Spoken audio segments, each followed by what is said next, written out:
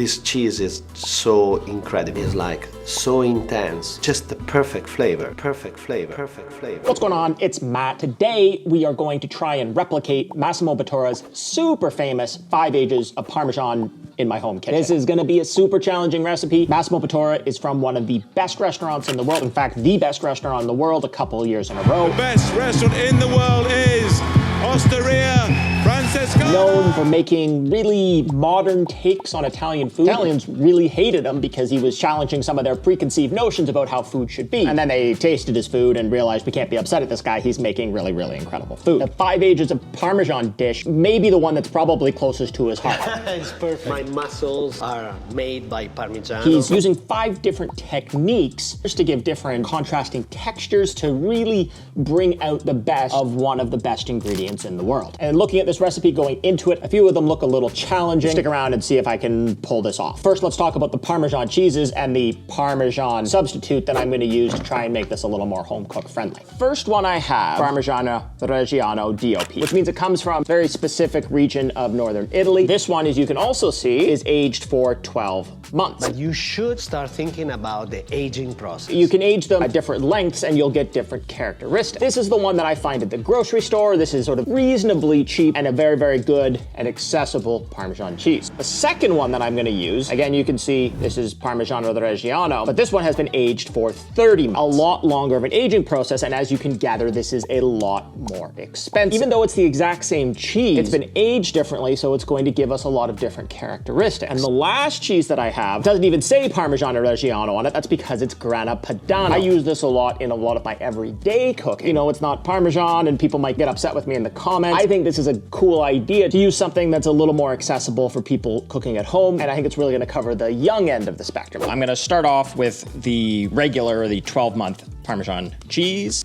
and so I'm gonna grate some of this down.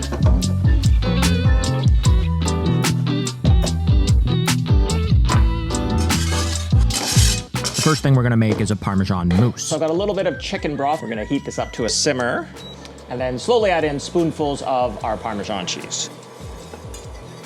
And now that that's all incorporated, I'm gonna add a little bit of heavy cream, just a tiny little bit of salt. This is going in the fridge to cool down. So this is cooled down, and now I need to put it into a siphon. One of these things.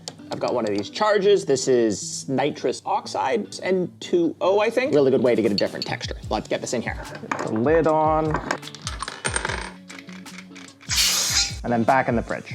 So now we're gonna make the component that I'm really most nervous about. This is the Demi-Souffle. Not 100% sure why he calls it a Demi-Souffle. It's gonna be a little bit lighter than a regular cheese souffle. It may not puff up quite as much. I've made souffles in the past and they always sort of don't turn out. But let's follow his instructions and see if we can come up with something that looks sort of half decent. I'm gonna use this sort of ramekin style dish. Might not be quite tall enough, but hopefully it works. I'm gonna oil this. I'll set this aside while we work on the dough. I'm gonna start by whisking some egg whites until they're very firm. Looks pretty good. Got some ricotta cheese. For this one, I'm gonna use the Grana Padano. A little pinch of salt and some pepper. I'm supposed to use white pepper, but I don't really have any, so I'm gonna use black pepper. It's gonna have to be okay. Whisk this all so it's combined. I almost forgot, you need a bit of cream. Now whisk again. So now I'm gonna fold my egg whites into this mixture.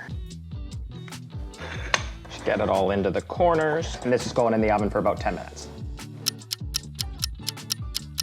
So this is our Demi-Souffle, which puffed up a little bit. See here, it's a little hard to see from that angle. I know it's falling down a little bit now, which is sort of what happens when I make souffles. This looks pretty good. It's got a little bit of browning, not too much. You're still getting that really nice Parmesan cheese sort of white color.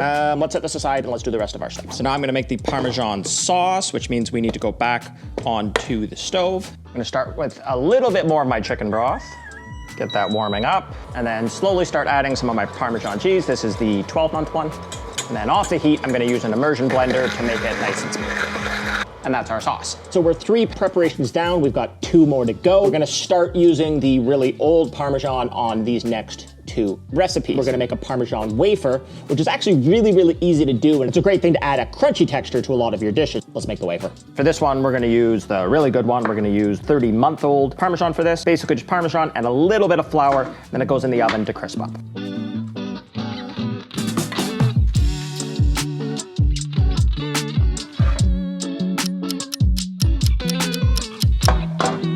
And so we've got our Parmesan wafer. Basically, I just need to set this aside. It's going to cool, and that's basically as easy as this part is. Only one more preparation left. This one, I couldn't find the exact ingredient that he's using. He's using soy lecithin? Not exactly sure how to say it. It's an emulsifier, because what we need to do now is make the Parmesan air. So what we're gonna do on this, we'll use the Parmesan rinds to make a stock, which I think is a really, really cool idea, to use the leftover pieces of the Parmesan and then add in the emulsifier and then whip it so that it sort of turns into this air-like consistency. I think it's gonna add a really, really cool texture. Let's see if we can pull it off with this substitute ingredient. So again, for this one, I'm gonna use the 30-month aged Parmesan, and I'm gonna cut off the rind. Then I'm gonna add this to some water. Once this comes to a simmer, I'm gonna drop the heat and let this simmer until a stock is made. So I've let this simmer, now I'm gonna let it cool off completely. And so now that this has cooled completely, let's get rid of the Parmesan rind. And then we're gonna add a little bit of agar-agar to help sort of emulsify this, and then use an immersion blender, turn it into air. It is time to assemble everything. Let's get all of our ingredients together.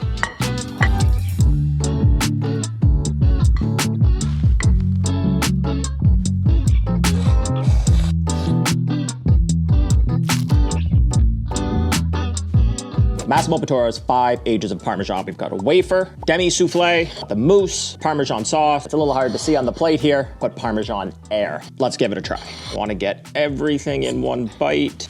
That's incredible. Every single thing has a different texture. Obviously, it tastes like Parmesan. This is fantastic. This was worth the effort. Hope you enjoyed today's episode. See you next time.